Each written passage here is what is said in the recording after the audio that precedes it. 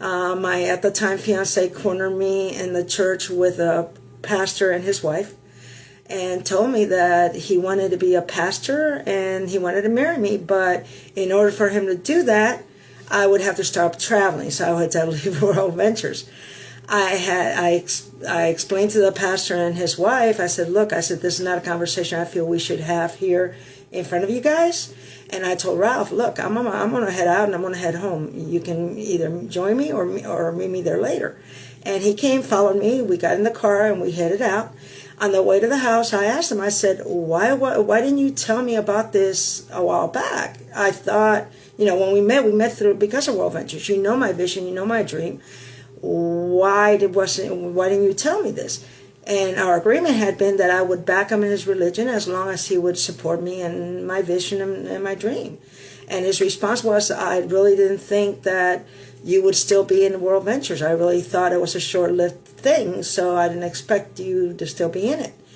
So when we got to the house, I went upstairs. I was bawling. My room was dark as could be, and I didn't even bother turning the light on. I sat down and I cried. And I asked God, I said, do I stop the vision you put in my heart? And right as I was asked that question, my phone lit up, and it was a Facebook post, and I'm going to read you what the post said, because it really, really captivated me. To me, it was God telling me, you got to do this.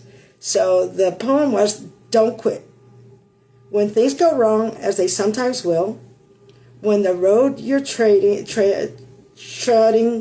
seems all uphill, when funds are low and the debt is high, and you want to smile, but you have to sigh, when all is pressing you down a bit, rest if you must, but don't you quit. Success is failure turned inside out, the silver tint on a cloud of doubt. And you can never tell how close you are and may be near when it seems so far. So stick to the fight when your heart is hit.